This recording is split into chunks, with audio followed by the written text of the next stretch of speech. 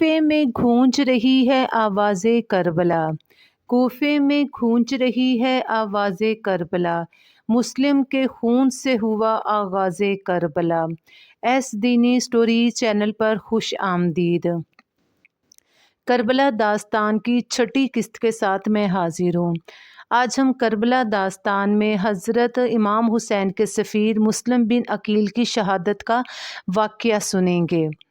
حضرت امام حسین یزید کی بیعت سے انکار کر کے مدینہ سے مکہ تشریف لا چکے تھے۔ جب یہ خبر کوفہ تک پہنچی تو اہل کوفہ نے آپ کو خطوط پہ خطوط اور کاسٹ پر کاسٹ بھیجنے شروع کر دیے کہ آپ کوفہ تشریف لائیے، ہم آپ کے ہاتھ پر بیعت کرنے کو تیار ہیں، ہم یزید کی بدعمالیوں سے تنگ آ چکے ہیں۔ اے نواسے رسول، جگر گوشہ بطول اور علی کے لختے جگر، ہم آپ کے خادم ہیں، اہل بیت کے سچے وفادار ہیں، مہربانی فرما کر کوفہ تشریف لائیے تاکہ ہم آپ کے ہاتھ پر بیعت کر کر یزید جیسے زانی شرابی حکمران سے نجات حاصل کر لیں۔ کوفیوں کے ان خطوط پر حضرت امام حسین کوفہ جانے کے لیے تیار ہو گئے۔ جیسے ہی یہ خبر مکہ کے سرکردہ لوگوں تک پہنچی تو وہ بے چین ہو گئے، کیونکہ کوفے والے اپنی بدعہدی اور بے وفائی کے لیے مشہور تھے۔ سب نے آپ کو سمجھایا کہ کوفہ والوں پر بھروسہ نہ کریں، کیونکہ ہم ڈرتے ہیں کہ وہ آپ کو دھوکہ دیں گے، اس لیے ضروری ہے کہ آپ سب سے پہلے اپنے کسی قاصد کو کوفہ بھیج کر کوفے کے صحیح حالات کا معلوم کروائیں۔ حضرت امام حسین کو یہ تجویز اچھی لگی اور آپ اس پہ راضی ہو گئے، اور آپ نے اپنے چچا زاد بھائی مسلم بن عقیل کو اپنا قاصد بنا کر کوفہ بھیج دیا۔ حضرت مسلم بن عقیل اپنے دو کم سن بیٹوں محمد اور ابراہیم کے ساتھ کوفے میں داخل ہوئے تو کوفے کی فضا خوشی و مسرت کے نعروں سے گونج اٹھی۔ اہل کوفہ نے مسلم بن عقیل کے قدم چومے، بچوں کو گلے لگایا، اور پہلے ہی دن 40,000 کوفیوں نے آپ کے ہاتھ پر بیعت کر لی۔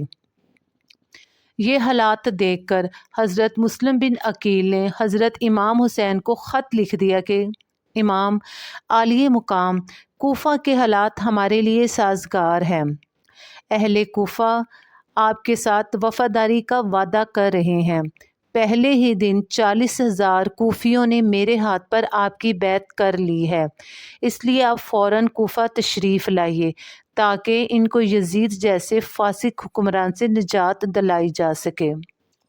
حضرت امام کو خط بھیجنے کے بعد حضرت مسلم بن عقیل عروہ بن ہانی کے گھر قیام پذیر ہو گئے۔ دوسری طرف حامی یزید یہ سب دیکھ کر انگاروں پر لوٹنے لگے کہ کوفہ یزید کے ہاتھوں سے نکلا جا رہا ہے۔ کوفے پر اس وقت نعمان بن بشیر گورنر تھا۔ نعمان بن بشیر اہل بیت سے محبت کرنے والا اور عاشق رسول تھا۔ وہ سب جانتے اور دیکھتے ہوئے بھی خاموش رہا اور مسلم کے خلاف کوئی کارروائی نہ کی۔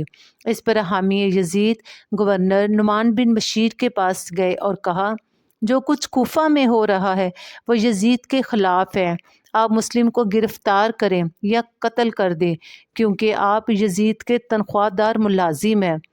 گورنر نعمان بن بشیر نے جواب دیا، تنخواہ ایک علیحدہ چیز ہے، میں اہل بیت کا خون بہا کر دین اور دنیا میں رسوا نہیں ہونا چاہتا، اور ایک سید زادے کو قتل کر کر اپنی عاقبت کبھی خراب نہیں کروں گا۔ گورنر نعمان بن بشیر کا جواب سن کر حامی یزید نے دمشق میں کوفہ کے حالات لکھ کر یزید کو بھیج دیے، جس پر یزید نے گورنر نعمان بن بشیر کو معطل کر کر ابن زیاد کو کوفہ کا نیا گورنر مقرر کر دیا۔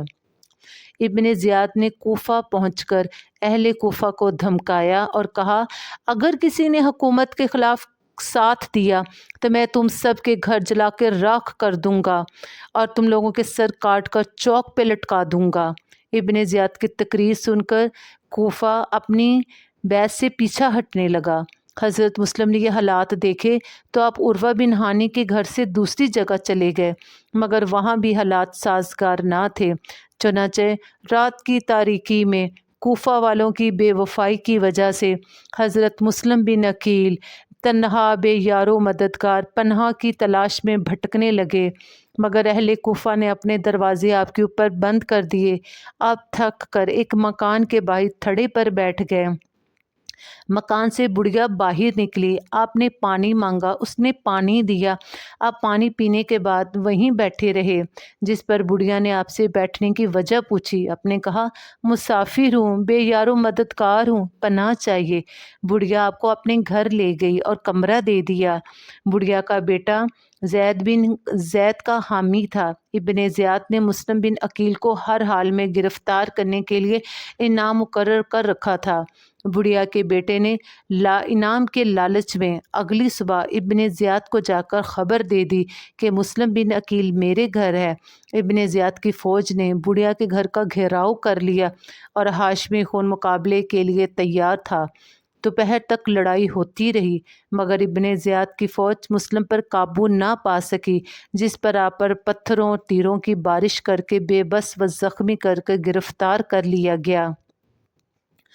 इब्ने ज़ियाद के दरबार में आपको लेकर गए। मुस्लिम बिन अकील ज़ख्मी और प्यासे थे। आप दरबार में जाकर एक जगह टेक लगाकर बैठ गए। पानी मांगा, पानी दिया गया, मगर आपके ज़ख्मी होंठ की वजह से प्याला खून से भर गया और आप पानी ना पी सके। इब्ने ज़ियाद ने जल्लाद को हुक्म दिया कि मुस्लिम को महल के ऊपर ले जाओ और गर्दन उड़ा दो। चनाचा हुक्म की तामील हुई और मुस्लिम की लाश कोफे की ज़मीन पर बेयारो मददगार पड़ी थी। ना उठाने वाला कोई था और ना कोई रोने वाला था।